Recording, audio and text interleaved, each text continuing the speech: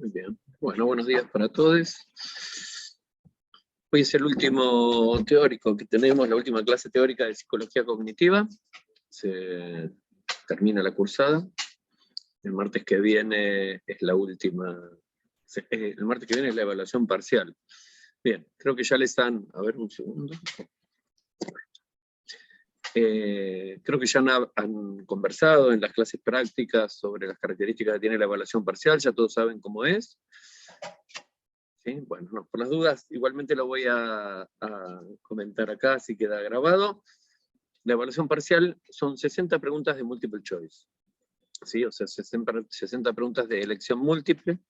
La evaluación parcial es presencial, o sea, van a tener que ir a las dependencias de la Facultad de Psicología, en los horarios de cada una de las comisiones. Cada uno de los exámenes de las evaluaciones parciales es diferente según la comisión.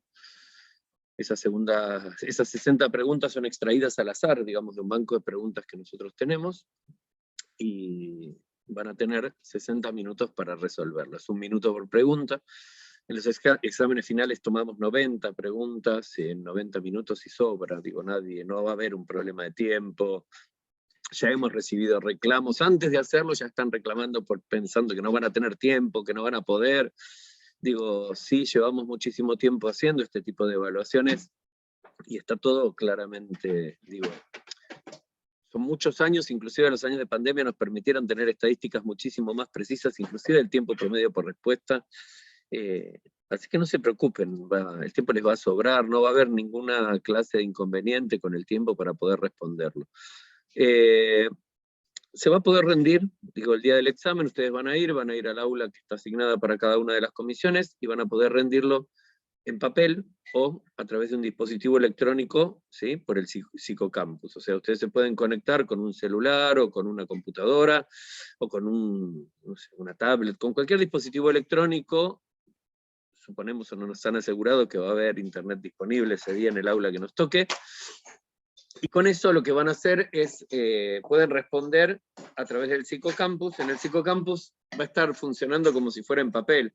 ¿Qué quiere decir? Que ustedes van a tener las 60 preguntas a la vista, y van a poder mirarlas y ir pasando, digo, no como se hacía antes, cuando era a distancia, donde era restrictivo. Una vez que uno respondía una pregunta, ya no podía volver atrás, y si uno la dejaba en blanco tampoco podía volver atrás para llenarla. En este caso particular sí van a poder, cada uno puede elegir cuál es la modalidad que quiere utilizar.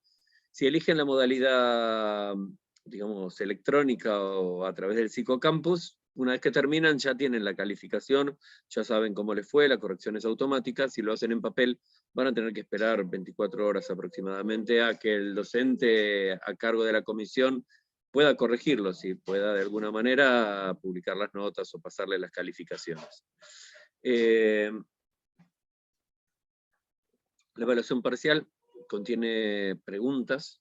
Cada pregunta de multiple choice tiene 5 opciones posibles, solo una es la correcta, no hay más de una. Hay de los prácticos y de los teóricos, lógicamente tienen que estudiar todo. Saben que la evaluación parcial se aprueba con 4, ¿sí? O sea, 4 puntos, 40 puntos o 4, una calificación de 4, que equivale, ¿sí? Sobre una evaluación donde 60 preguntas, cada pregunta suma un punto si es respondida correctamente, resta 0,20 puntos si es respondida de forma equivocada, para evitar el efecto del azar, y no suma ni resta si ustedes no la responden.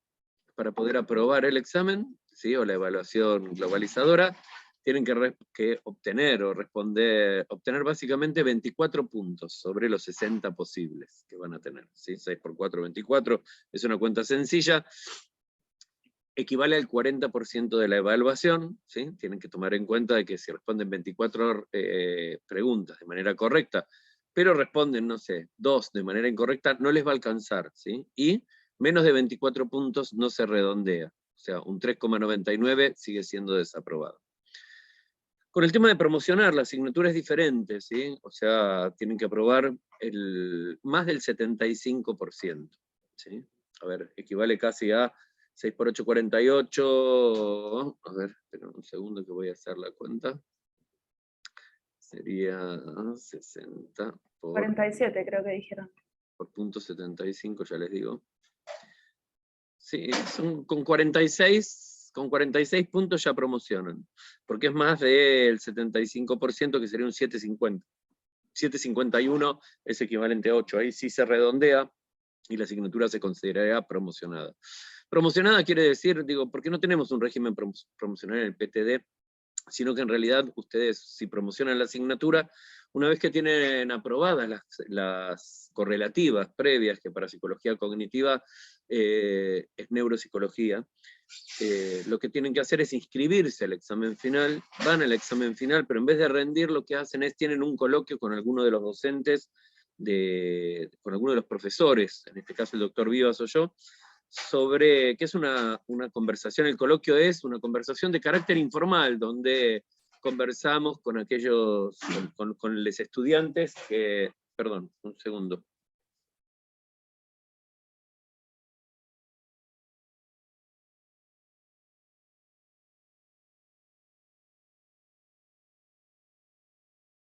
Perdón, seguimos.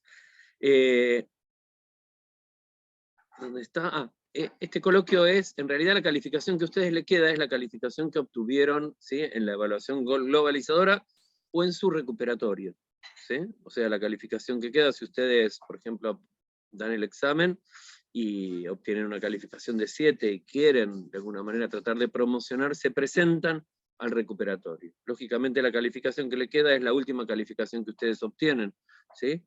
No la mejor. Quiere decir, es muy raro, digo, creo que no hay ningún caso que alguien se haya presentado a un recuperatorio y haya sacado menos nota que la que sacó en la evaluación globalizadora. Esa calificación es la que les queda después, la que se pasa a la libreta. En realidad es una conversación informal, generalmente hablamos porque se trata de estudiantes que obtuvieron calificaciones muy altas, entonces siempre se conversa para ver qué cosas les parecieron interesantes de la cursada, qué cosas malas, cómo tener una especie de feedback, y además, de alguna manera, se los incentiva, se los motiva, si quieren participar como adscriptos a la docencia o en los proyectos de investigación que se encuentran vinculados a las cátedras. Esto es lo mismo para cognitiva que para aprendizaje, funciona de la misma manera, y en el caso de que no, se presentan y rinden una evaluación final, un examen final, que es multiple choice, probablemente ahora tenga también preguntas de desarrollo, no solamente de multiple choice, sino que sea una evaluación mixta, o pueden optar, en el caso de que ustedes quisieran, por rendir el examen final de manera oral con alguno de los profesores de la asignatura. La evaluación es una evaluación, creo que todos disponen, digamos, ya de todas las preguntas de cognitivo y de aprendizaje, andan circulando por toda la web, por todos los grupos de WhatsApp, inclusive ya hemos visto que circulan hasta las respuestas a los ejercicios de autoevaluación, ¿sí? Se los mandan. Igualmente yo les diría, tengan cuidado cuando preparan o si quieren estudiar a partir de las respuestas que van a encontrar en la web o que alguien les va a pasar a los exámenes anteriores. ¿Por qué? Porque ninguna es oficial de las cátedras, ¿sí?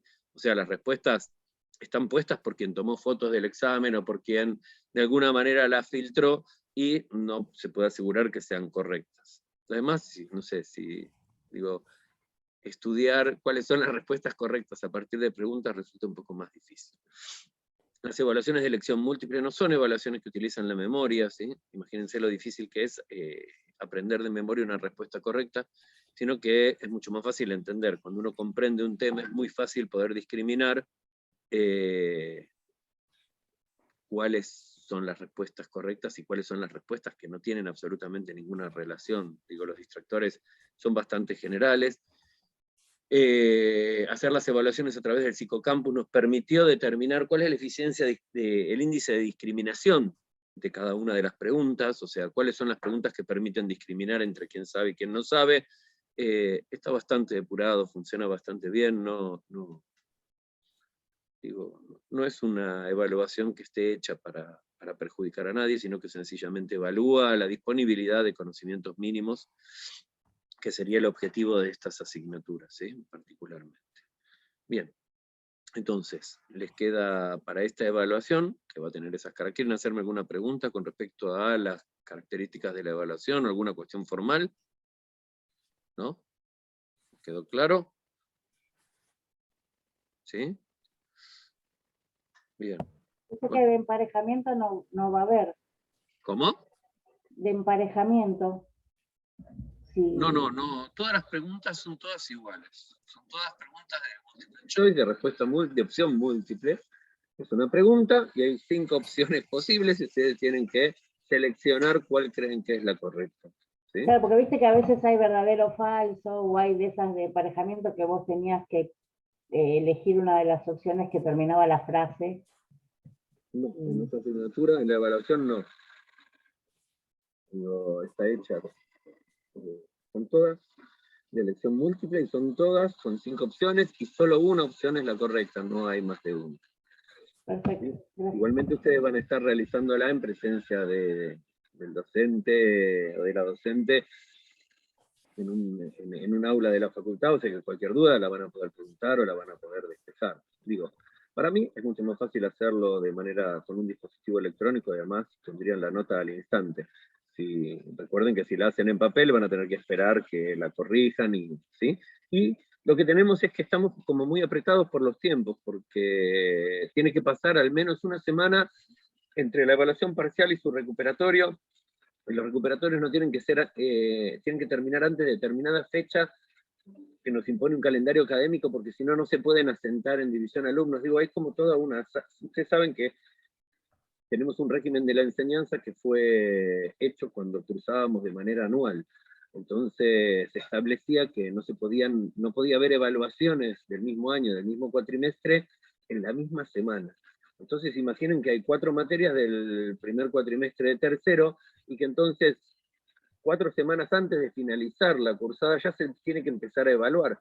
Por eso ustedes tienen una evaluación parcial por semana, se están cursando las 4 asignaturas, pero es complicado en un cuatrimestre, ¿no? Entonces, por eso no sé si hay tan poco tiempo, en realidad, prepararse para un recuperatorio. Sí vamos a hacer un esfuerzo, digamos, importante para tratar de que todos tengan su calificación al menos 24 horas después de haber rendido. No es tan complejo, pero sí lleva tiempo. Imagínense que este año hay 350 estudiantes cursando la asignatura y que hay que corregirlos. Pero bueno, siempre tienen esa opción, yo la recomiendo, pero a mí me parece que es mucho más cómoda, inclusive, y hasta más ecológica, no gastamos papel, y tienen la calificación de manera inmediata al hacerlo a través de un dispositivo electrónico. Pero cada uno puede elegir como quiera. Hasta ahora lo que hemos visto en los exámenes finales es que con esta opción nadie elige el dispositivo electrónico, que todos quieren hacerlo como en papel, les da como una sensación diferente.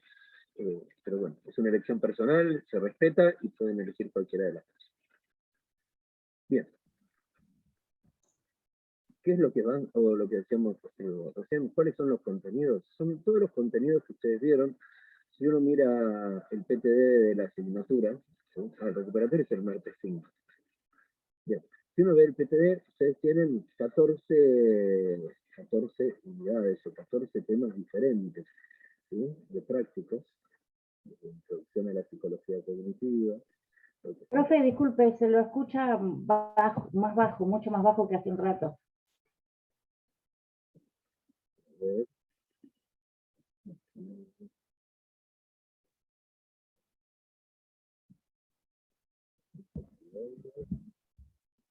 Como un poco apagado. De repente sucedió. Sí, de repente. ¿Ahora sí se escucha mejor? Ahí está, Sí, ahora sí. genial. Bien, puede ser porque me acerco por ahí un poco más a los micrófonos de la computadora. Bueno, como les decía recién, tenemos un PTD en la cual ustedes tienen 14 temas diferentes en los prácticos. Imagínense que, son 14 más 14 de teóricos, ¿sí? Son como 28 temas. Imagínense que puede haber 3 preguntas, 4 preguntas de cada uno de los temas, que en realidad están evaluando cuestiones importantes. Claramente existen algunas preguntas, o se van a encontrar con algunas preguntas que por ahí son un poco más específicas, porque son las que permiten discriminar en quién se va a sacar un 10 y quién solamente va a aprobar la materia. Hay algunas que son como básicas, digamos, un corpus de preguntas que son que tienen un índice de dificultad, digamos, que no es difícil, o sea, el índice de dificultad es por encima del 40%, las que tienen digo, las preguntas que todos contestan bien fueron eliminadas porque no discriminan nada, era como básico, ¿sí? O sea, todos saben exactamente eso.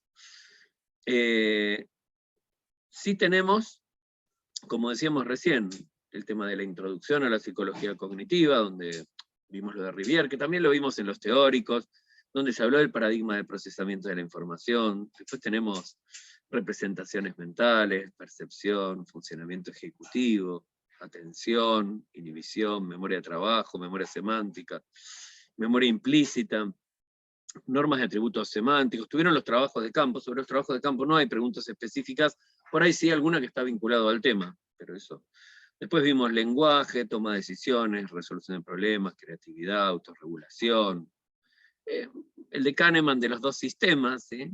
El modelo de los dos sistemas, pensar rápido, pensar despacio, y las aplicaciones, psicoterapias cognitivas, y después ustedes vieron en los prácticos lo que tiene que ver con los programas de educación socioemocional y el tema de la atención y la hiperactividad. Desde el punto de vista de los teóricos, en realidad lo que estuvimos viendo fue sí la introducción a la psicología cognitiva, sí la idea de cuáles son los procesos cognitivos básicos, estructuras y procesos de memoria, representaciones mentales. Después vimos, o empezamos a hacer todo un repaso que tiene que ver con los modelos, ¿sí? Que también están incluidos, que por ahí son los que, de alguna manera, tienen un nivel de complejidad un poco más alto, ¿sí? Recuerdan que vimos el PPI, el PDP, que después vimos la teoría de Piaget, la teoría de Chomsky, el modelo de Fodor, y finalmente el modelo de redescripción representacional de Karmilov-Smith, y terminamos con las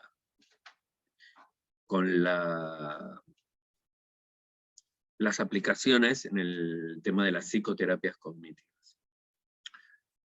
Yo no sé si ustedes tienen preguntas específicas que me quieren hacer, o si yo voy de alguna manera describiendo cuáles son las características centrales, haciendo como un breve resumen de esto. Si alguien tiene alguna pregunta me la puede hacer. Yo, cuando llegues a Karmilov-Smith, por ahí te presto atención a ver si lo que estoy dudando lo decís, y si no te lo pregunto. Pregúntamelo directamente y arrancamos por eso, digo, para no ser como una... No, porque el texto es muy, ¿cómo decir? Te va contando de su historia, y todo el texto dice, bueno, más adelante en el próximo capítulo especificaré, y más adelante, y hay mucho de las discusiones, y como que su propuesta Sí. queda apenas mencionada, y no llega a ser, o sea, lo que queda claro es que ella propone una conjunción, digamos, una fusión más o menos, o interacción, no sé cómo decirlo bien, entre innatismo y constructivismo. Una parte y una parte. Pero tampoco llegué a ver exactamente, a entender exactamente qué de cada qué es lo que ella quiere tomar y hacer que no sea conflictivo. ¿Cómo que? A ver, no entiendo. Claro, está la discusión Chomsky-Piaget, ¿no? Sí. La famosa discusión Chomsky-Piaget. Entonces ella dice que se van a encontrar puntos en común, o se puede encontrar una articulación entre los dos, que hay cosas que no son ni del todo innatistas ni del todo constructivistas, lo de siempre, ¿no? Sí. Pero no encuentro exactamente a dónde o qué cosa de cada uno ella toma como que pueden estar juntos. Bien, ahí espero que... Me falta una profundización de su postura, ¿entendés? Como que dice todo el tiempo, en el próximo capítulo tal, o más adelante lo diré, o no sé qué. Bien. A ver, de alguna manera, lo que ella está planteando es como decir, a ver, ahí, sí, hay ciertas cosas a ver, creo que tengo la diapositiva acá y te la voy a mostrar para que uno pueda ver cuáles son las... A ver, ahí. De lo que estamos hablando, ¿no es cierto? Sí. Porque... A ver, centro de reunión. ¿Me deja ir? Compartir. Y vamos a compartir esto. Muy bien, ahí la ven, ¿no es cierto? Sí. Perfecto. Ella. Bien. Por un lado, arranca y parte de sus supuestos centrales, ¿sí? Tienen que ver con esto, con que ella arranca diciendo, tanto las teorías de Piaget como las teorías innatistas no deberían ser mutuamente excluyentes en una teoría del desarrollo. ¿Por qué? Porque las teorías innatistas de alguna manera presuponían, ¿sí? Sobre todo bien innatistas, cuando hablábamos casi en el concepto de Chomsky, ¿no es cierto? Presuponía que muchas de las funciones o de los procesos cognitivos venían como genéticamente determinados, como que tenían una estructura de funcionamiento que estaba genéticamente determinada, que era hereditaria, y que se iba revelando gradualmente a medida que se iba, digamos, exponiendo a los estímulos pertinentes, y eso hacía que fuera pasando por estadios más complejos, pero que ya habían sido predeterminados.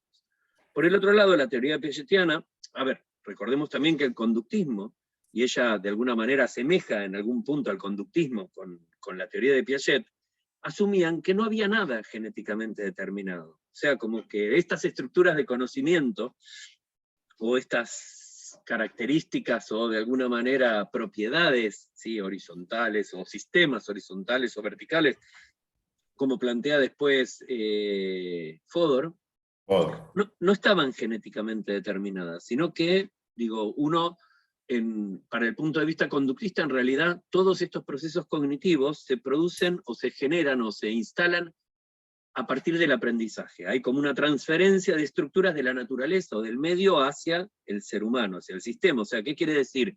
Tanto la memoria como la atención, o como estos procesos, si uno los pensara, serían como aprendidos a partir de procesos de aprendizaje. Quiere decir que la cabeza sería como una tabula rasa donde no hay absolutamente nada y se van imprimiendo y se van de alguna manera adquiriendo estos, ¿sí?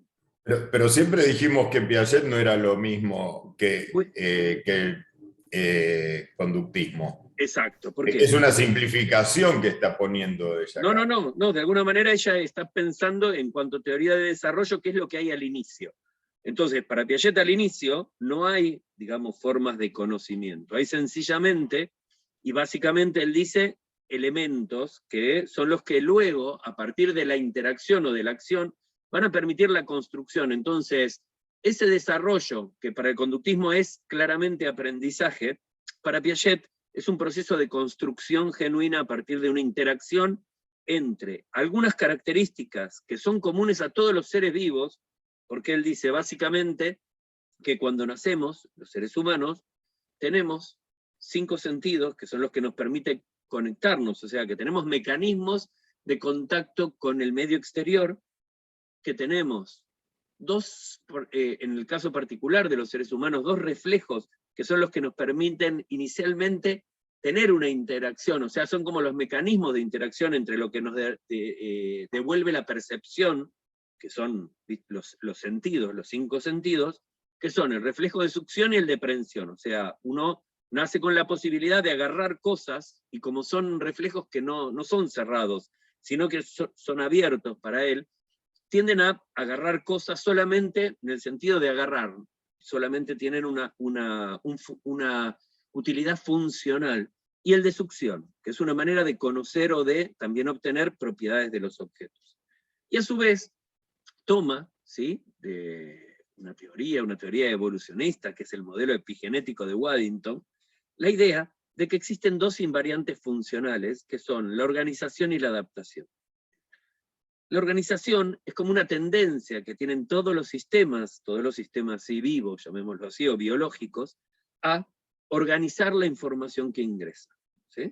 O sea, a clasificarla, de alguna manera presupone que cuanto mayor es el nivel de información, mayor es la tendencia hacia la desorganización o hacia el caos, y que entonces los sistemas tienden a generar formas de organización cada vez más complejas en función del aumento de la cantidad de información. Se llama, o Piaget lo denomina, resistencia a la entropía, o esa tendencia al caos, que implica mayor cantidad de información.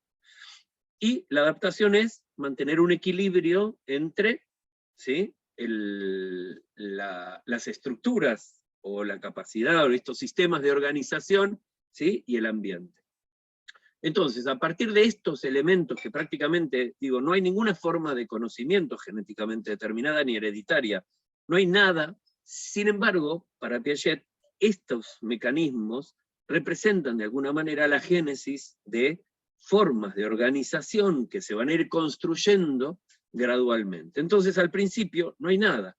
Por lo tanto, una de las primeras cosas que Karmilov-Smith plantea es: la mente humana posee más fundamentos innatos de los que se habían supuesto, que los que suponía Piaget. ¿Por qué? Porque, a ver, digo, un montón de investigaciones, entre las cuales ella también las considera, ¿no es cierto? No es que no las considera, sino que ella está pensando, ¿sí? Investigaciones sobre bebés, no sé, nuevos dispositivos tecnológicos, han demostrado que hay un montón de información que cuando un ser humano nace, ya cuenta con un montón de información y ya cuenta con un montón de habilidades o de sistemas que funcionan, ¿sí?, independientemente, y que no son construidos, sino que ya venían como genéticamente determinados. Entonces no se puede refutar esa evidencia, por lo tanto, el núcleo duro de esta teoría piagetiana y del conductismo no se sostienen más, se tiene que producir, se produce como un cambio paradigmático, ¿no es cierto? Entonces ella dice, tanto el conductismo como Piaget sí asumían de que había nada, prácticamente nada de información al momento del nacimiento genéticamente determinado, ¿sí?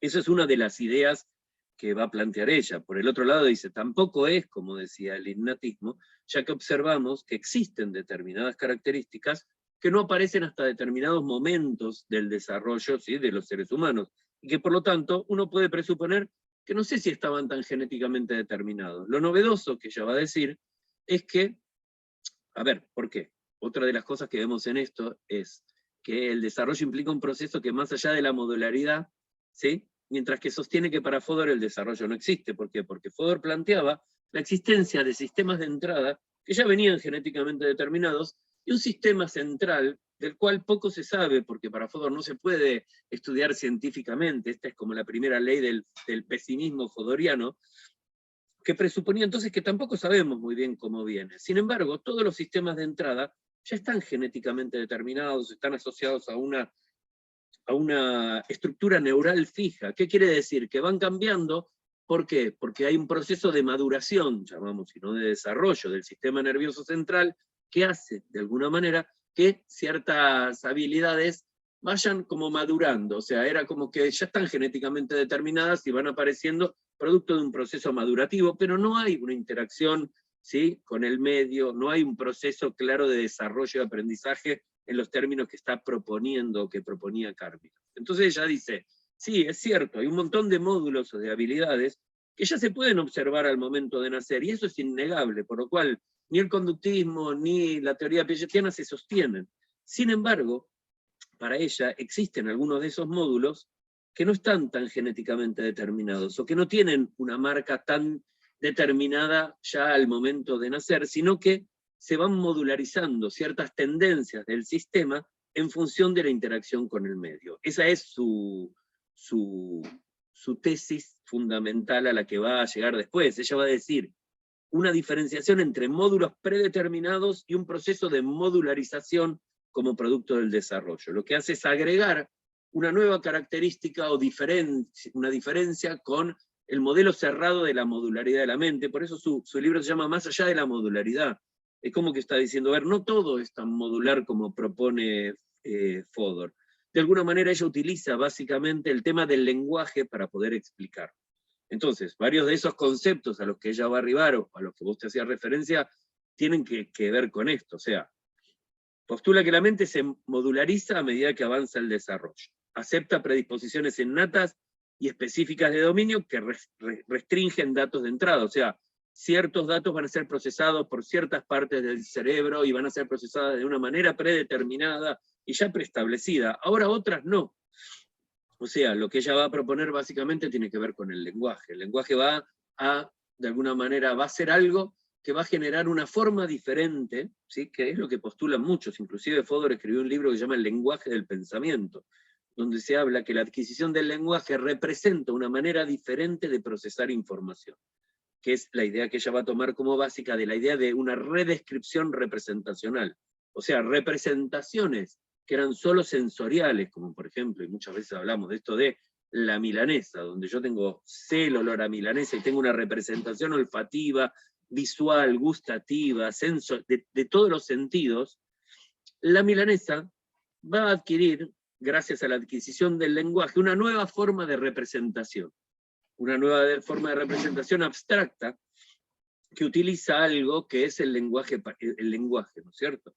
Entonces, sobre esta idea es donde ella se va a agarrar para hablar de esta idea de el proceso de redescripción representacional y sostener su hipótesis de que existen determinadas habilidades o capacidades en los seres humanos que no están tan determinadas, sino que son como una especie de tendencia, dice, hacia algo, y que se van modularizando. Se modularizan porque después actúan de forma automática, y son procesadas, se generan o se asocian a estructuras neurales que están fijas, ¿sí? Uno tiene lexicones donde se guarda información, por ejemplo, de carácter verbal. Sabemos eso por las afasias, ¿no es cierto?, básicamente. Bien, entonces ella va diciendo que con el tiempo, sí, a ver, Pablo. Habla de que se van disparando a partir del desarrollo, o también le da lugar a la maduración, haciendo esta diferencia entre desarrollo y maduración. Están las dos cosas. Lo que pasa es que lo que ella propone es una teoría del desarrollo. Entonces, de alguna forma, lo que está analizando es, está bien, suponemos y aceptamos el hecho de que al momento de nacer hay un montón de información que ya viene predeterminada, que básicamente no tiene que ver con conocimientos, sino que tiene que ver con formas de funcionamiento. Entonces, lo que ella dice es, bueno, además de que esto es predeterminado, también existe, perdón, hay que, bueno, a ver.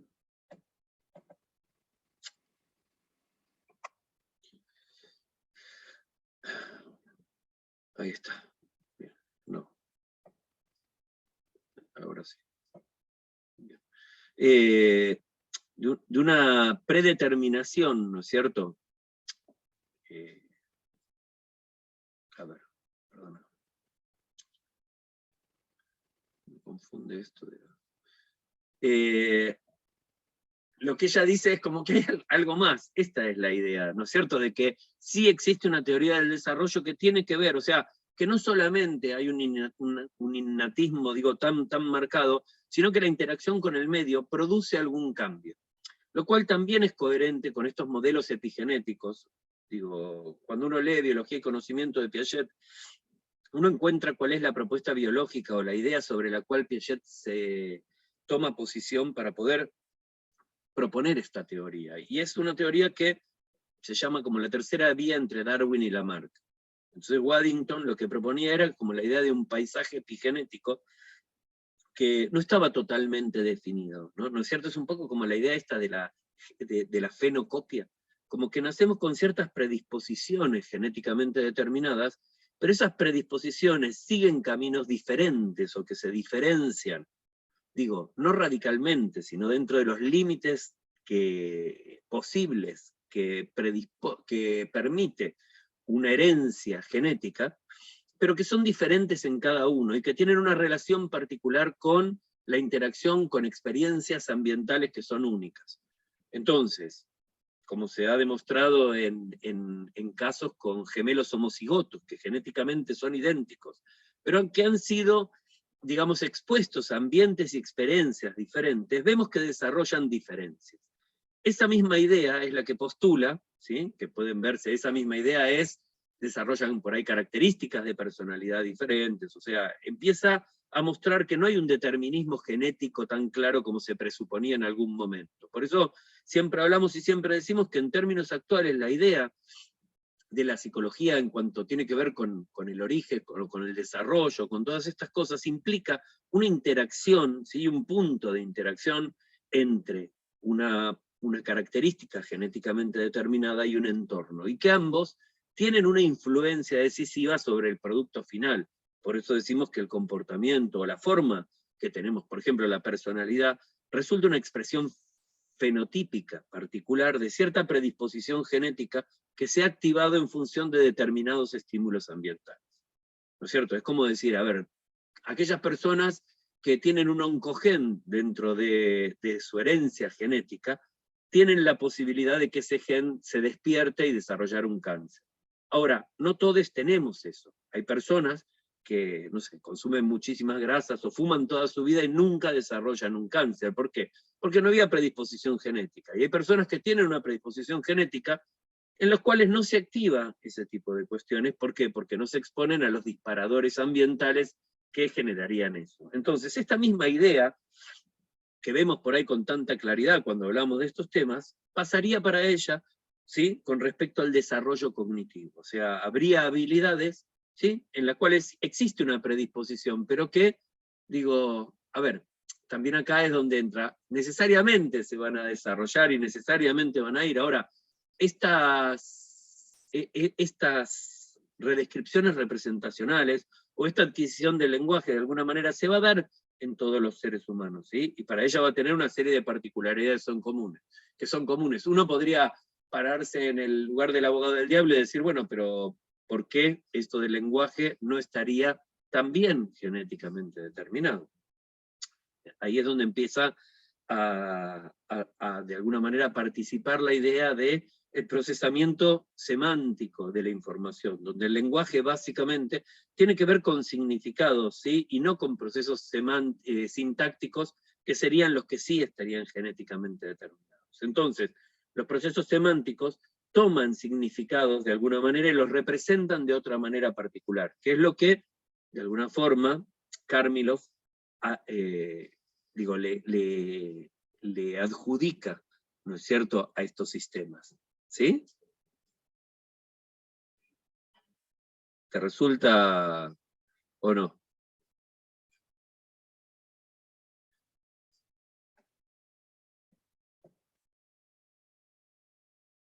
Estás muteado, no te escucho.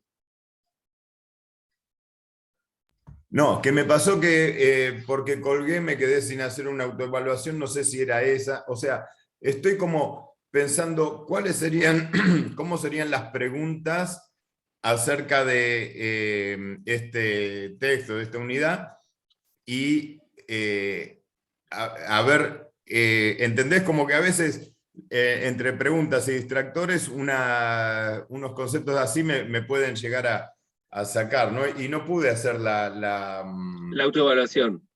Sí, se me venció. Mira, lo que yo sugiero generalmente es como decir, bueno, las preguntas están distribuidas por otro lado, pero en general, casi todas en realidad no hay un ejercicio de autoevaluación de Kármilov-Smith. No hay, no es que esté venció. Porque no es un tema de práctico, es solamente un tema de teórico. En los temas de teórico, digo, imagínense que tenemos un montón de prácticos que son obligatorios, donde tienen más, y que tenemos teóricos que son opcionales. Que la proporción de preguntas de teórico con respecto a la de preguntas de práctico es prácticamente de 20-80. O sea, un 20% de las preguntas de la evaluación tienen que ver con lo teórico y un 80% tienen que ver básicamente con lo práctico. De ese 20%, imagínense, de 60 equivale a decir, habrá 12 preguntas. Imagínense que tenemos 14 teóricos. Que algunas preguntas tienen que ver con la relación entre, ¿en qué se parecen Chomsky y Piaget, o en qué se diferencian, o qué crees vos? Y otras tienen que ver sobre esto. Ahora, si uno mira, básicamente, una presentación de, esta es como una estrategia que yo usaría, ¿no es cierto? Y que por ahí les recomiendo. Es como decir, mira, agarrate la presentación de PowerPoint de Kármilov-Smith, y fíjate, yo tendería a pensar que prácticamente las preguntas y sus respuestas forman parte de esas placas que se están mostrando. A lo mejor no es tan cierto, ¿no es cierto? Pero bueno, si no son esas, se van a parecer mucho. Entonces, es decir, uno tiene por ahí que tratar de entender, y cuando la vas viendo, ¿sí? Es como diciendo, bueno, ¿qué es lo importante? mis PowerPoint son malísimos en términos perceptivos o visuales, son horribles porque están llenos de letras, no tienen nada, no tienen animaciones, pero sí contienen información, es como una especie de resumen de un texto. Esa es la idea. Entonces es como decir, che, bueno, sí, yo lo escuché al tipo que habló de todo esto, está todo muy lindo, va usando un PowerPoint, yo lo uso para no perderme, para no irme con las ramas, para de alguna manera tratar de tocar los temas que me parecen que son importantes, pero de alguna manera, cuando yo lo construyo, estoy destacando cuáles son las ideas que son centrales. Eso que vos proponés, si vos mirás y retomás el PowerPoint, en vez de buscar un ejercicio de autoevaluación, que no hay para eso, ¿no es cierto? Vas a ver esto, su tesis sostiene una modularización gradual, con sesgos innatos que canalizan la atención hacia datos pertinentes. Digo, hay circuitos cerebrales específicos que se activan frente a un estímulo, que sería lo fodoriano, frente a una activación distribuida inicialmente, o sea, el lenguaje se distribuye como muchas partes, vamos a decirlo, del cerebro, pero se van como encapsulando con el tiempo. Entonces empieza a ver como habilidades altamente específicas que se van volviendo automáticas, pero que no estaban genéticamente determinadas, porque el contenido del lenguaje no hay manera de que pudiera estar modularizado desde el inicio. O sea, se necesita adquirir las ideas de los significados para después hacer que se modularicen determinados tipos de funciones de ese lenguaje, ¿no? Por ejemplo, también en las extensiones, en los materiales adicionales, hay un podcast de un programa de radio en donde cierto profesional habla y fundamenta por qué no tenemos que pensar que es decisivo el lenguaje en la formación del pensamiento, que hay pensamiento sin lenguaje, dice él, y habla de su hijito de menos de un año, qué sé yo. Entonces, yo digo, a este tipo, ¿en dónde lo encuadramos, no? En cualquiera de Lo esos ponemos... modelos. ¿Cómo? No lo podemos encuadrar en el modelo de Piaget, porque para Piaget, digo, no hay permanencia del objeto, no hay representaciones mentales, básicamente no hay pensamiento en esta idea de pensamiento, solamente hay respuestas frente a determinados estímulos cuando se está en presencia del estímulo. Como no hay posibilidad de representarlo en ausencia, porque para él todavía no existe el lenguaje o esta capacidad de representacional, que para él se adquiere cerca de los 2 años conjuntamente con el lenguaje, previamente a eso no hay pensamiento en este sentido. Sin embargo, una experiencia muy sencilla que él mismo utiliza para concluir esto, es la de la trayectoria del autito. Entonces cuando un nene nace y le ponen un autito y lo pasan atrás de coso y ven que el nene lo espera del otro lado, uno dice, che, pero este está existe la idea de causalidad dentro de su cerebro, eso ya está. Si no, no lo estaría esperando del otro lado. O sea, hay como todo un proceso de pensamiento, hay expectativas. Ahora, no tienen un formato representacional basado en el lenguaje. Entonces uno dice, entonces la causalidad no es algo que se construye, como decía Piaget, y se alcanza. No, hay una causalidad que tiene que ver con características perceptivas. Hay un proceso de pensamiento, ¿sí? Que todavía no se sabe, digo, no está como demasiado explicado. Por eso la investigación de la cognición infantil es como crítica. Todavía se sigue buscando cómo se produce, porque siempre, digo, desde hace muchísimo tiempo, estaba como esta idea de que el pensamiento era basado en el lenguaje, de que no podía haber pensamiento si uno no pensaba o no tenía esta abstracción. Sin embargo, somos capaces de ver que hay una serie de individuos, inclusive, digo, los famosos niños lobos, ¿sí? O sea, personas que han crecido totalmente aislados de la civilización, que no tenían un lenguaje, y que sin embargo pensaban, resolvían. A ver, uno puede pensar, no sé, en delfines o en otras especies animales que tienen comportamientos y donde no se sabe si el lenguaje tiene una función comunicacional o donde tampoco se sabe si hay un lenguaje representacional. Por lo tanto, no se puede pensar que el pensamiento sea una función exclusiva dependiente del lenguaje. Sí, claramente aceptamos, y digo, sería una necedad no hacerlo, de que el lenguaje potencia las posibilidades de pensamiento, potencia la posibilidad de transmisión de un montón de conocimiento gracias al lenguaje, que es una herramienta fundamental. Ahora, deja de tener ese papel decisivo que presuponía para Piaget, para Vygotsky, para otros modelos, donde sin lenguaje no había otras cosas, inclusive para modelos, sí, también hasta psicodinámicos. Sí, Ramiro, a ver, tenés una pregunta, decí, o escribí. Ramiro Puglisi.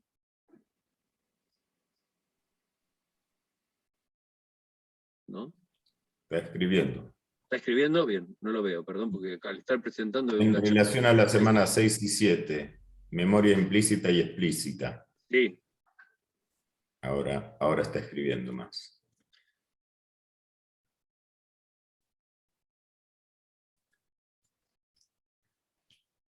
¿Viste? No, acá no te dice como en el teléfono. ¿Qué podrías decirnos? Digo, ¿Qué podrías? A ver, hay como una clara, también lo vieron en teorías del aprendizaje, hay una clara distensión, ¿sí? Ayudarnos con lo central. Bueno, básicamente lo que tiene que ver con lo central es, ¿cuáles son, digamos, los métodos? Es muy importante toda la idea de que entiendan lo que es el priming, por ejemplo, ¿no? O el efecto de facilitación. ¿Por qué? Porque el priming es un paradigma experimental que aprendimos, o que nos permitió a nosotros descubrir de que hay no solamente percepción, memoria, procesamiento y aprendizaje de información, sin la sensación subjetiva de que eso esté sucediendo. O sea, ¿qué quiere decir? Que nuestro sistema cognitivo funciona independientemente también de la atención. Y que hay una serie de procesos cognitivos, entre los cuales está, ¿sí?, la memoria o la percepción, que son los dos temas que se tocan en psicología cognitiva, que se definen como implícitos. Son explícitos cuando existe la percepción subjetiva de que están sucediendo, cuando se utiliza lo que llamamos la conciencia o el proceso atencional, que de manera deliberada, es como, ¿vieron cuando vimos atención de procesos automáticos y procesos controlados? ¿Sí? Hay un montón de procesos que funcionan independientemente de nuestra voluntad y no requieren de, digamos, de recursos atencionales. Entonces, generalmente se producen. ¿Qué va a decir? Froufe, que es uno de los especialistas que ha investigado esto a lo largo de toda su carrera, dice que son como dos tipos distintos, ¿no es cierto?, de procesos, ¿sí? Que son procesos que son ontogenéticamente más antiguos, que son compartidos por todas las especies animales, o sea, la capacidad de guardar información que no es deliberada, ¿no es cierto? Entonces, ¿cómo alguien puede darse cuenta? Muchas de los temas se centran básicamente en cuáles son las evidencias que nos permiten concluir en que existen dos sistemas diferentes. Un sistema más primitivo ontogenéticamente, un sistema que no depende tanto ni de la edad, ni de la cultura, sino que es como fija en todos los seres humanos, que es como una propiedad casi natural, porque uno dice, bueno, la memoria es una capacidad, o la recuperación de memoria, que varía, en la cual hay diferencias individuales. Hay personas que son excelentes memoristas y hay personas que, entre ellos yo, somos unos perros para recordar determinado tipo de información. ¿Sí? Ahora, cuando hablamos de memoria implícita, parecería ser que esa capacidad se mantiene constante a lo largo de la vida y es prácticamente idéntica en todos los miembros de la misma especie. ¿Sí? Que de alguna manera funciona de manera no voluntaria, que también está claramente vinculada a lo que llamamos, ¿sí?, instintos, o sea, es información como básica que se utiliza a los fines de la reproducción, a los fines de la supervivencia, a los fines como de mantenimiento. Entonces, siempre se utilizan, creo que cuando hablamos de esto hablábamos siempre de, ¿no es cierto?, lo subliminal, ¿no? O sea, de aquella información, el paradigma del priming o el paradigma de facilitación, lo que nos permite a nosotros darnos cuenta, a ver, cuando se habla de esto de los fenómenos de facilitación o de enmascaramiento, es cómo nosotros logramos recordar alguna cosa que, cuando yo tomo una prueba que me permite recuperar información que yo creí que no tenía, me doy cuenta, o me está demostrando solamente, no de que hay aprendizaje que yo no me di cuenta que estaba aprendiendo, sino que yo puedo recordar información que no creía tener adentro mío. ¿Entienden? Entonces, por ejemplo, en lo que tiene que ver con la percepción inconsciente, se sabe que uno, para poder percibir, por ejemplo, un estímulo visual, se necesita una cantidad mínima de tiempo, de persistencia, para que podamos acceder conscientemente o tengamos la sensación subjetiva de que lo estamos percibiendo. supongamos que es de 20 o 200 milisegundos, no recuerdo técnicamente cuál es el tiempo, pero hay como un límite, digo, menos de esa cantidad de tiempo, supongamos que 20 milisegundos, menos de 20 milisegundos, es como que estoy delante de una pantalla y digo, no vi nada, che, ¿viste algo? No vi nada, no pasó nada. Sin embargo, durante 15 milisegundos hubo una cruz roja, ¿no es cierto? Un símbolo de una cruz roja, y yo no la vi. Luego me someten a una tarea donde me dicen, che, ahora te vamos a mostrar una serie de secuencias de letras, y vos tenés que apretar un botón si crees que es una palabra, o otro botón si no crees que es una palabra. Entonces lo que yo hago es empezar a medir el tiempo de reacción, o sea, cuánto tardás entre ver lo que te estoy mostrando y apretar el botón, bajo el concepto de que tiempos más prolongados requieren mucho más procesamiento, y de que tiempos mucho más cortos requieren menos procesamiento. Perdón. Entonces, lo que se descubrió era que en esta tarea, por ejemplo, se tomaba el tiempo, secuencias de palabras, sabemos que las secuencias de letras, que son todas consonantes, rápidamente yo me doy cuenta que no es una palabra porque no cumple ciertas características morfológicas, no necesito ni analizar o buscar un significado. Que intercalaciones de vocales y consonantes pueden parecer palabras y que requieren más tiempo.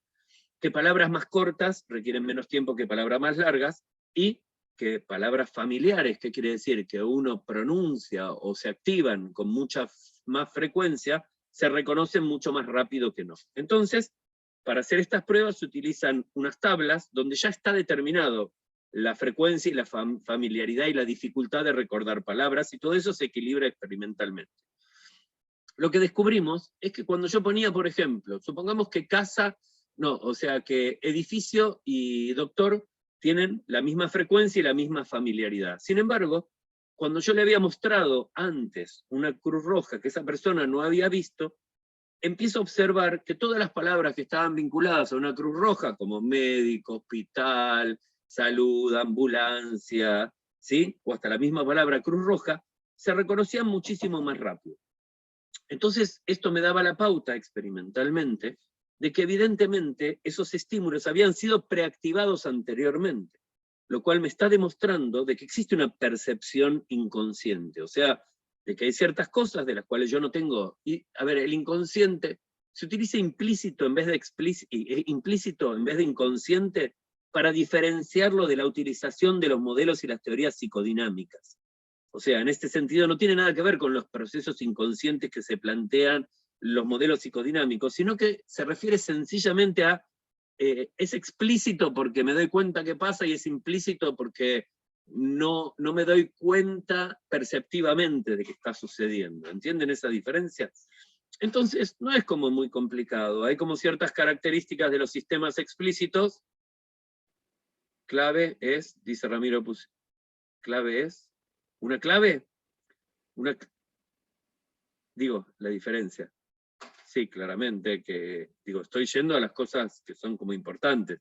Digo, después cuando ustedes leen el material se van a dar cuenta de que existen una serie de experimentos básicos que se han utilizado para diferenciarlos, y que sobre el final del capítulo, digo, sobre el final del texto que tienen, aparece, a ver, uno tiene estrategias para leer. Yo siempre tuve una estrategia que es, digo, siempre lo importante está en la introducción y en la conclusión. En el medio hay como todo un desarrollo donde uno se pierde. Por ejemplo, cuando uno lee Piaget se va por las ramas, habla de cada cosa, cita experimentos.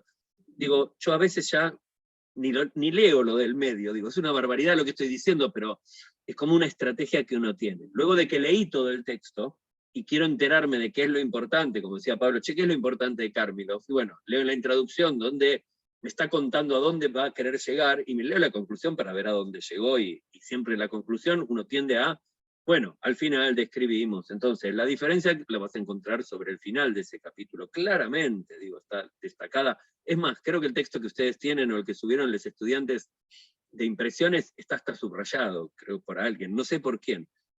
Yo no confiaría, pero sí lo miraría. Es, claro, esto que yo estoy diciendo sobre procesos implícitos y explícitos es clave. Lógicamente no te voy a decir cuáles son las preguntas, ni se las voy a decir a nadie. Creo que tampoco es necesario que le diga, che, te voy a preguntar tal cosa. Pero sí que entiendan que las diferencias claves está, primero, en entender que hay procesos cognitivos que son implícitos, que no tenemos la experiencia subjetiva de que están sucediendo, de que existen ciertos paradigmas experimentales, ¿sí? Que lo que necesitan es familiarizarse con la terminología particular, ¿no es cierto? ¿Sí? Que se utiliza, de índice directo e índices indirectos, no sé si ya lo vieron, donde un índice directo, digamos, es como, ¿cómo yo sé si, por ejemplo, Ramiro aprendió o tiene información en la memoria o no la tiene? Digo, imagínense que yo utilizo una prueba, que es una prueba clásica, ¿no es cierto?, para evaluar memoria de aprendizaje. En esa prueba es una lista de palabras, son 16 palabras, 4 categorías semánticas, ¿sí? Ropa, condimentos, frutas y herramientas. Y entonces les leo esas 16 palabras, te digo, che, decime todas las que te acordás, en cualquier orden, bárbaro, me las decís. Te lo vuelvo a decir, esto 5 veces, o sea, vas aprendiendo. Luego, se supone que una persona promedio, normal, luego de los 5 intentos, consigue recuperar prácticamente las 16 palabras, entre 14 y 16. Y que a su vez, no solo las recupera, sino que las ha ido organizando en categorías semánticas. ¿Qué quiere decir? No me las va a repetir en el orden que yo se las fui leyendo, sino que me las va a repetir 4 condimentos, 4 prendas de vestir, digo, las va organizando. Eso me da cuenta de que utiliza procesos de codificación, ¿sí?, semántica, y no de serial. O sea, utiliza estrategias seriales en vez de estrategias semánticas. Me voy a pasar los PowerPoint rápido para que se me instalen los conceptos de manera implícita. Sí, pero tenés que leerlos y entenderlos, no es que se te van a quedar así. Digo, hay un proceso que es un proceso de comprensión, y la comprensión es un proceso que requiere atención, es un proceso controlado. ¿Entienden? Esta es la diferencia. O sea, sí, probablemente te los pasás rápido y podés guardar información, pero tu capacidad de guardar información no es tan fuerte como para guardar toda esa información y recuperarla textualmente. No es como una máquina de fotos. Digo, hay personas que sí la entrenan y que la tienen bastante bien. Digo, de hecho, muchas veces te va a pasar cuando respondas una pregunta que te acuerdes, esto lo vi en el PowerPoint, y veas casi como una foto de esa respuesta. Pero, digo, se pierde mucho más. En cambio, cuando uno entiende los conceptos y los relaciona entre sí, la posibilidad de recuperar información es mucho mayor. Ahora, seguimos con este ejemplo. Cuando yo terminé de preguntarte cuáles palabras te acordás, llego al final y te digo, mi pregunta es, che, ¿me contestaste 14 o me dijiste siempre 14 de las 16 palabras? ¿Por qué no me dijiste esas 2? Entonces tengo una duda, que es, ¿será porque nunca las aprendiste? ¿O será que las aprendiste y no las podés recuperar? ¿No es cierto? Entonces, de alguna manera, voy a ver o voy a hacer una prueba para ver tu memoria implícita. O sea, para ver si hay palabras que vos no te acordás haber escuchado y no me repetís, y no podés recuperar, pero sí quedaron guardadas adentro de tu sistema. Entonces, ¿qué hago? Te voy a leer una lista de palabras donde están las 16 palabras que yo te leí muchas veces, pero que también hay un montón de palabras que son como distractores, que pertenecen a categorías semánticas parecidas, que tienen características fonológicas semejantes, digo, que son como distractores. Entonces, cuando yo te leo las 2 palabras que nunca me dijiste, vos me dijiste, sí, esa estaba, fue porque la reconociste. Quiere decir que la habías aprendido, pero no te acordabas que la habías aprendido. ¿Entienden? Entonces, hay un montón de paradigmas o de maneras de poder determinarlo. Es como, no sé, cuando alguien cree que está aprendiendo a diferenciar palabras y en realidad está aprendiendo a apretar más rápido una tecla. Creo que ustedes lo ven, que forma parte del material que tienen en los prácticos, estos tipos de, por ejemplo, condicionamientos evaluativos, ¿sí? Cuando algo es lindo, cuando algo es feo, digo, se produce una serie de asociaciones que nuestro sistema capta. ¿Por qué? Porque una característica básica de los sistemas implícitos es que funciona de manera automática y se basa en regularidades. O sea, cuando una cosa pasa una vez, 2 veces, 3 veces, 4 veces, por ello no le estoy prestando atención. Pero en algún momento, cuando tengo que hacerla, la hago y sé hacerla, y la verdad es que no sé cómo sé hacerlo. Bueno, lo mismo pasa cuando uno tiene que caminar en 4 patas. Digo, si yo le digo gatea, uno se pone y gatea, porque en algún momento aprendió. Ahora sí te digo, bueno, ¿cómo es el proceso de gatear? Y uno tiene que ponerse a pensar, y uno tiene que ponerse como a recordar cómo hace, cómo mueve las piernas y los brazos. Digo, es como que tiene que construir a partir de la acción. O sea, hay un montón de información, que es información como muy básica, que es esta información que de alguna manera, bueno, en este caso, uno sabe gatear y uno no sabe cómo gateaba. O sea, uno puede hacer, un índice directo es cuando lo sabes hacer, un índice indirecto es cuando no sabías que sabías hacerlo. ¿Sí? Digo, básicamente las preguntas van por ahí, ¿sí? De lo de implícitos, procesos implícitos y procesos explícitos. Esto es un tema que, digo, si miran los teóricos del doctor Vivas, van a poder constatar de que no necesariamente seguían la línea de las clases que teníamos predeterminadas, porque esa era mi tarea, sino que él desarrolla un tema como particular a lo largo de muchos teóricos, y que uno de los temas fundamentales, o los dos temas fundamentales que él suele abordar dentro de sus teóricos, tienen que ver con los procesos implícitos y con los procesos semánticos, de memoria semántica, que yo no desarrollé en los teóricos, porque bueno, yo sé que él los desarrolla profundamente. Mirando sus teóricos van a encontrar mucha de esa información, inclusive sus PowerPoints contienen hasta básicamente las preguntas y las respuestas que tienen que ver con esos temas. Bien. ¿Qué más? ¿Algo más que quieran? No sé, Ramiro, si eso te sirvió, pero básicamente sí, yo me concentraría en las diferencias entre procesos implícitos y explícitos, sea memoria, sea atención, digo, y me concentraría también en los paradigmas experimentales que permiten, de alguna manera, determinar la existencia o confirmar la existencia de procesos inconscientes o procesos implícitos. Esto les sirve también para los que cursan aprendizaje en lo que tiene que ver con el aprendizaje implícito. ¿Sí? Bien. Lo de redescripción representacional, que es lo que todavía lo estaba proyectando, ¿no es cierto?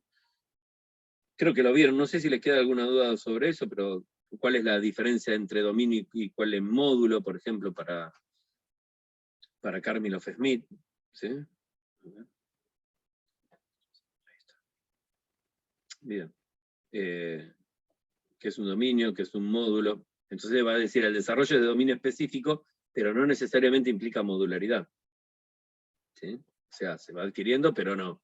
Y después, una cosa a la que yo le daría también cierta atención, son las fases. ¿Sí? O sea, fíjense que va a hablar de fases, ¿sí? de desarrollo. A ver, acá también habla sobre las diferencias, ¿no es cierto?, con Chomsky, con Fodor, que sí, por ahí es importante entender. O sea, los modelos de especificidad de dominio de Fodor aceptan preprogramación. Cuanto mayor es la cantidad de propiedades de dominio específico, menos creativo y flexible será el sistema posterior. O sea, no habrá variabilidad porque está todo genéticamente determinado. Entonces ella dice, es poco probable que todo esté tan claramente determinado. Es evidente que hay procesos de interacción que son diferentes. Y acá es donde lo que preguntaba Pablo hoy, básicamente, o sea, para Piaget no hay en el bebé conocimiento de dominio específico. O sea, para conciliarlo con el innatismo uno tiene que hacer, bien, existen predisposiciones innatas con conocimiento de sesgos de dominio específico, lo cual ya rompe el núcleo duro de la teoría piagetiana. La base inicial, ¿sí?, implica una modularización progresiva. El componente innato está latente, que esta es la idea de revelado que plantea Chomsky, siempre en vez de construcción, sencillamente se revela o aparece algo que ya estaba genéticamente determinado. O sea, está latente hasta que aparece un estímulo específico y entonces eso se activa o aparece. ¿Sí? Esa es la idea de revelado, básicamente. Lo de nociones generales, paradigmas de investigación. Acá es donde habla del fuerte antinnatismo de Piaget y su defensa de estadios generales de desarrollo, y ahí es donde habla de algunos paradigmas de investigación con bebés que son los que dan básicamente información o evidencias de que existen muchos conocimientos genéticamente determinados.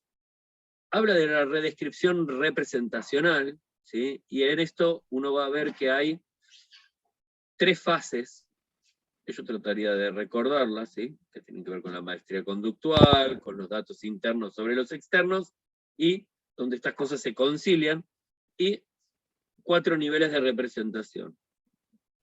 Digo, forman parte de su idea o de su modelo de redescripción representacional y de alguna manera muestran cierta mecánica. Y también hay ciertas cosas como importantes, donde cada redescripción es una versión más condensada de la anterior, hay que alcanzar la maestría conductual antes de cambiar el formato representacional. Digo, no es una cosa gradual, no, hasta que no se logra la maestría conductual, no hay posibilidades de representarlo de una manera diferente. O sea, si yo no sé caminar con precisión en 4 patas, difícilmente voy a poder pasarlo o construir un concepto, ¿sí? Bien. contrasta con la idea de desequilibrio y equilibración maximizante, ¿cierto? Donde siempre para Piaget hay como una mejora. No, para ella la mejora se produce únicamente cuando algo se estabiliza y se consolida. Hasta que eso no se consolida no hay tutía. No es que cada vez que hay una perturbación existe. ¿Sí? ¿Recuerdan la teoría de la... Esto también es como un clásico, ¿no es cierto? Bueno, dentro de la teoría de la equilibración hay perturbaciones, que las perturbaciones pueden ser de dos tipos, ¿sí? ¿Recuerdan? Resistencias del objeto a ser asimilado y lagunas. Que esas perturbaciones, de alguna manera, activan regulaciones dentro del sistema. Esas regulaciones no son acciones, sino que es un mecanismo de control. Sencillamente lo que hace es mirar, ¿sí? Es un mecanismo que se basa en retroalimentaciones positivas o negativas. Es como decir, che, vamos bien, vamos con más de lo mismo. Che, vamos mal, tenemos que corregir. Y que eso genera compensaciones, que las compensaciones sí son acciones del sistema en el sentido de sostener, de cumplir con lo que le dice el proceso de regulación, o sea, de efectivamente compensar esas perturbaciones. O siguiendo para poder llegar a mi camino, porque hasta que no llegué al punto final hay un desequilibrio, ¿sí? ¿Entienden? Entonces eso es como una laguna, tengo que llenar ese espacio recorrido para completar un trayecto, por lo tanto tengo que seguir haciendo lo mismo. O tengo que cambiar porque me estoy desviando, ¿sí? Entonces él va a hablar de todo este proceso como de equilibración y no equilibrio, porque es un proceso y no es un estado. Va a hablar de homeoresis y no de homeostasis, porque es un equilibrio dinámico, porque justamente la idea de equilibración maximizante implica que un estado de desequilibrio conduce a un estado de equilibrio superior, ¿sí? Bien. A ver que voy a dejar de compartir esto para seguir viéndoles la cara. Ahí estamos. ¿Sí? Recuerden esto.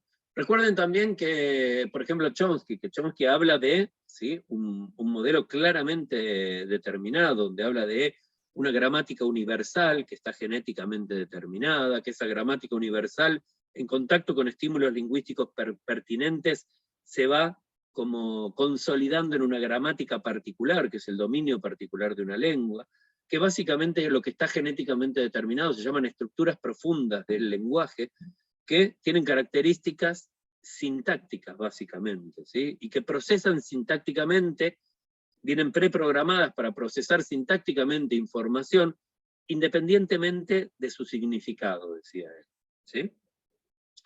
Entonces, también cita su modelo, por ejemplo, su modelo de investigación es diferente al de Piaget. Piaget sigue un modelo que es básicamente como inductivo, o sea, él hace una observación, hace otra observación y formula un modelo teórico. Está basado en observaciones individuales que concluyen en una teoría general.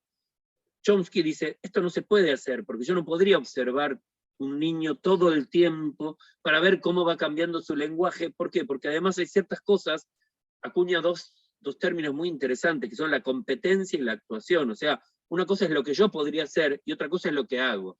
Y básicamente no se puede determinar la competencia a partir de la actuación, porque claramente hay un montón de cosas que no hago, porque a lo mejor no fueron necesarias hacerlas, pero sí soy capaz de poder hacerlas. Entonces propone un modelo teórico diferente, que va de lo general a lo particular. Es como decir, bueno, yo tengo esta teoría, y ahora digo, vamos a ver si existen algún tipo de caso individual que la falsee. Es la idea, ¿se acuerdan cuando viene epistemología del falsacionismo? Entonces decir, bueno, en la medida en que aparecen, que se pueden falsar determinadas partes, ¿sí? Sobre todo no del núcleo duro, pero sí del cinturón famoso protector, donde se van constituyendo o se van creando hipótesis ad hoc. Ah, bueno, no, pero en este caso particular esto se explica por tal cosa y toma pa' vos, no, el núcleo duro no se toca. Entonces permiten que una teoría siga subsistiendo. En este caso particular, Chomsky también utiliza un montón de argumentos razonables contra el modelo piagetiano, como diciendo, a ver, un niño que tiene 2 años, donde aprende a hablar, digo, básicamente tiene una capacidad, tiene conocimiento innato, digo, porque a los 3 años no es capaz de poder construir la noción de sujeto tácito, ¿sí? Que él lo llama sujeto mentalmente presente, no sé cómo Corno lo llama, pero tiene que ver con eso. Es cuando yo digo vamos, un niño claramente sabe que hago referencia a nosotros, no a otra cosa, ¿sí? ¿Sí? Digo que están implicados, y para poder entender eso se requiere de un tipo de pensamiento que él no disponía hasta ese momento. O el otro típico caso de cómo se transforma, digamos, una oración afirmativa en una interrogación. Él lo investiga en inglés. En inglés hay como una mecánica donde la oración se parte por la mitad y lo que estaba al final pasa para adelante, digo. Para los que aprendemos el inglés como una segunda lengua es casi como una regla, ¿no es cierto?, que uno trata. Sin embargo, fíjense, cuando uno se fija en el lenguaje infantil, es bastante frecuente observar errores que tienen que ver con la conjugación, por ejemplo, de los verbos. Pero no se observan en niños normales errores de construcción gramatical, o sea, sus oraciones o sus expresiones lingüísticas tienen artículos, tienen sujetos, tienen predicados, ¿sí?, que vienen como organizados ya desde el principio de una manera prácticamente como natural. Entonces, la pregunta de Chuck decía, esto no puede ser construido. A ver, según Piaget, no dispone ni siquiera de las formas de pensamiento lógico matemático específicos o capaces de poder reconstruir esto que es tan complejo, ¿sí? Entonces eso lo lleva a postular la idea, ¿sí?, de, bueno, a ver, no es como dice el conductismo, porque además, digo, las estructuras del lenguaje, digo, si uno no lo vio por imitación, querría decir que entonces el lenguaje no podría ser creativo, y claramente es creativo. Muchas niñas pueden, de alguna manera, generar actos lingüísticos que nunca escucharon en ningún lado, producto de procesos mentales. Entonces decir, bueno, el conductismo tampoco lo explica, lo de Piaget tampoco lo explica, entonces una buena idea sería como que esto está genéticamente determinado y va apareciendo. Entonces, hay una diferencia fundamental en, digamos, el estadio inicial, que es al momento de nacer, siempre se lo coloca como ahí, donde la diferencia es entre Piaget y Chomsky, es de que el estado inicial es totalmente diferente comparado con ahí. Para ambos hay un proceso de desarrollo, o sea, uno lo llama desarrollo o construcción, el otro lo llama revelado, donde se pasa de un estadio inicial o estadio sub-cero a un estadio final, o un estado no final, sino estacionario, porque las formas, digo, no van cambiando cualitativamente, pero sí cambian cuantitativamente para Piaget. Y para Chomsky las formas no cambian, en realidad el estadio final es lo que ya estaba dado en el estadio inicial, que se reveló, y para Piaget es lo que está en el estadio final, no estaba dicho en el estadio inicial. A pesar de que no estaba dicho, supuestamente, para Piaget, estaba contenido, pero como no visible, era como esta idea muy dialéctica y muy loca, ¿no es cierto?, como de que eso era la base de algo más complejo. Es como una muñeca rusa, pero inversa. Es como tener una muñeca así chiquitita, abrirla y sacar una muñeca más grande, y después otra más grande, y otra más grande. Y decir, pero ¿cómo corno cabía? No, es imposible esto. Bueno, para él, lógicamente, es lo que trata de defender la mayor parte del tiempo. Aparte, como que llevaría mucho más tiempo aprender el lenguaje con lo que plantea Piaget. Eso también es algo que le refuta a Chomsky, ¿no? Como decir, ¿cuánto tiempo nos llevaría a aprender el lenguaje si tuviésemos que ir con este mecanismo que plantea?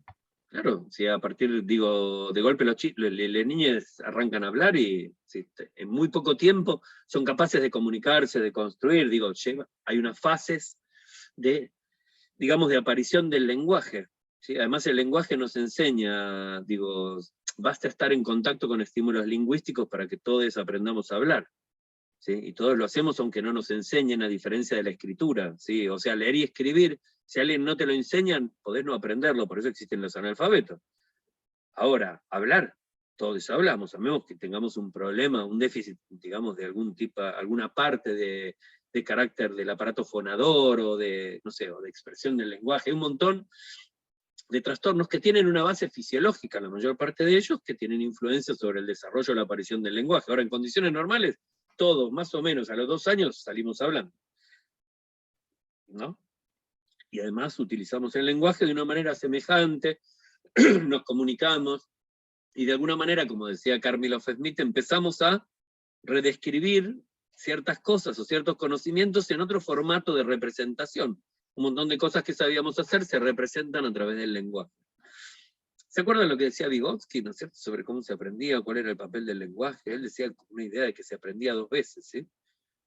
Primero se incorporaba información y luego esa información era como incorporada o metida dentro de un sistema. No era muy lejano la idea que maneja Kármilov. A ver, si uno lo mira, y si uno lo entiende como un proceso, si uno lo mira históricamente, digo, creo que en tercer año esta es la idea interesante, es decir, che, ya cursaron Psicología del Desarrollo, Historia, Sistemas 1, Sistemas 2, digo, llega el momento de empezar a conciliar todas esas cosas y entender que durante 1800, durante el siglo pasado, el famoso siglo XX, ¿no es cierto?, de 1900 al 2000, se produjeron avances inconmensurables dentro de la explicación del comportamiento humano, donde pasamos de modelos claramente primitivos o modelos basados en la física, como era el modelo psicodinámico de Freud, donde hablaba de valencias y de valores y de tensiones y de positivo y negativo, ¿sí? Donde hablaba de situaciones casi como antagónicas, o sea, de modelos básicos sobre las emociones, sobre el comportamiento, donde se planteaban hipótesis o teorías que explicaban el comportamiento de los seres humanos sobre la base de experiencias anteriores, de impacto del medio ambiente, ¿sí? Al conductismo, ¿sí? Donde aparecía y explicaba el comportamiento como la expresión de un montón de cosas que se iban adquiriendo del medio sin ningún tipo de procesamiento. La idea de Piaget, donde iba en contra de esas dos cosas y buscaba de alguna forma una conciliación casi dialéctica. Además, uno piensa históricamente, estaba la revolución marxista, estaba la idea de la dialéctica marxista, estaba la idea de la teoría general de los sistemas de von Bertalanffy, en fin. Digo, siempre fueron como acompañados.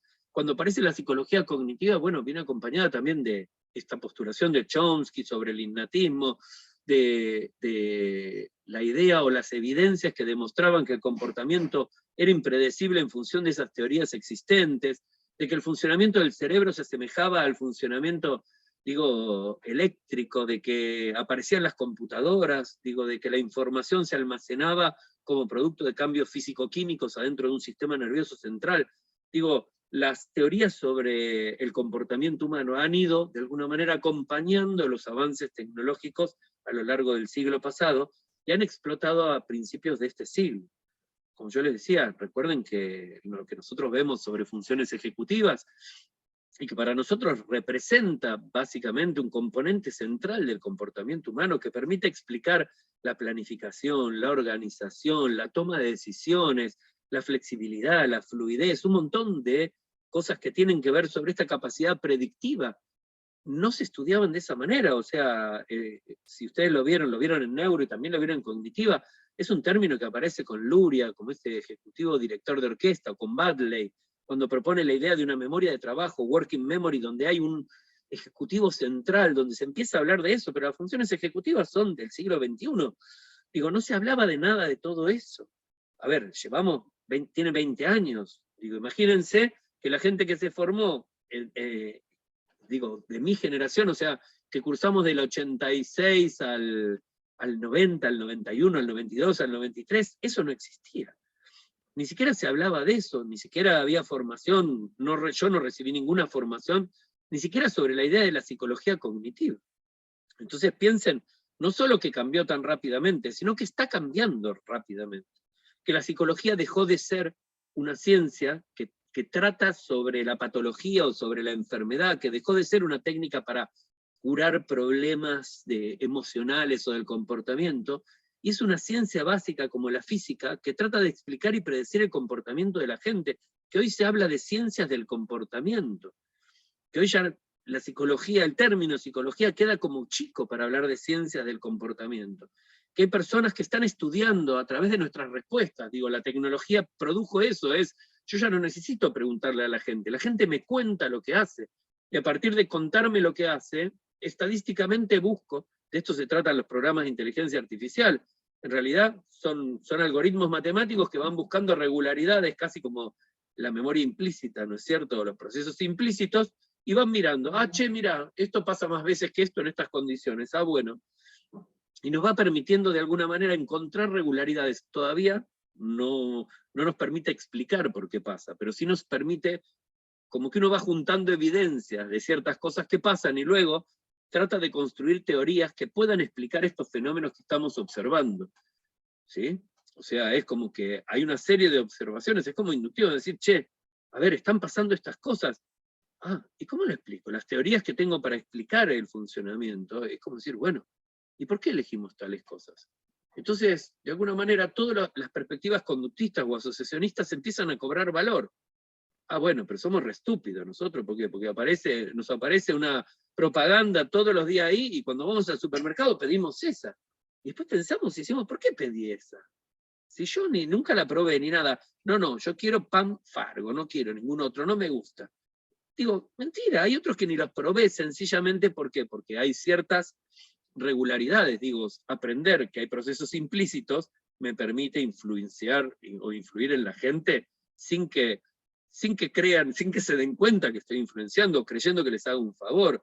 ¿Qué te dicen los programas de computación? Nosotros queremos personalizar su experiencia de navegación, por eso le pedimos permiso para saber qué cosas le gustan, porque en realidad lo que queremos es que usted encuentre más fácil las cosas que quiere. Lo cual es una mentira absoluta. En realidad lo que quieren es que le demos esa información para saber que nos van a poder vender. O fíjense, no sé, cualquiera que usa una plataforma de streaming, ¿sí? Imagínense que usamos la misma plataforma. Ahora, cuando yo miro mi pantalla de inicio, no tiene nada que ver con la de otro. ¿Por qué? Porque los tipos me muestran cosas que yo le voy poniendo una manito, esto me gusta, esto no me gusta, esto me gusta, esto no me gusta, esto es para mí, esto me encanta, ahora tiene como una nueva. Entonces, estamos permanentemente proveyendo información sobre nuestro comportamiento y alguien la está usando. Digo, y esta es una idea de la psicología que no se enseña desde el principio. Digo, la idea que la gente tiene de la psicología inclusive sigue siendo la de, te compraste un diván, vas a hacer psicoanálisis, sos psicoanalista, ya haces terapia. Es como una idea tan reducida, no entiende, no es común o no es frecuente asociar la idea de el estudio del comportamiento humano a la psicología. Entonces, digo, dentro de una formación limitada, como es una carrera de grado, dentro de la inercia que tiene la actualización de un programa de formación que requiere que un montón de expertos se reúnan, discutan, se pongan de acuerdo, que pase por el ministerio, por la CONEGAO, por otro lugar, lleva años. Digo, la ciencia avanza tan rápidamente que los procesos formativos no consiguen acompañarlo. Entonces, por eso tienen que aprender tantas cosas en psicología cognitiva, esta es la conclusión, y es, bueno, estudien un montón de cosas que les van a servir, que son importantes, que no son estupideces, y que de alguna manera les van a permitir tener una perspectiva diferente de otra cara de lo que es la psicología. La psicología no es solo otras cosas, sino que es mucho más que eso, ¿sí? Así que bueno, si nadie tiene una pregunta... Hola, profe, ¿cómo andás? ¿Todo bien? Acá Leonardo. Hola, Leonardo, ¿cómo estás? Todo bien, yo estaba en el trabajo, estaba grabando la clase con un programa de la computadora, así que no te puedo escuchar nada de lo que dijiste, pero quería saber, no sé si me grabó la clase con un programita. Está si grabada, esta clase igual la voy a tenés subir grabada. a YouTube. Sí, eso te quería preguntar. Sí, ahora cuando terminamos bueno, la subo, todos los teóricos que dimos están todos grabados. Sí, eso lo estuve chequeando. Bien. Así que bueno, más que nada esa era mi preocupación. Y saber si había hablado sobre qué, porque a lo mejor no hablé. No, en realidad el tema que me pareció más difícil para mí fue cognición inconsciente, pero eso lo vieron en los prácticos, no sé si lo llegaste a dar un poco vos en los teóricos. No, porque lo daba Vivas, en los teóricos de Vivas lo sí. vas a encontrar con muchísima referencia, a él le encanta y ha trabajado mucho, inclusive con Froude.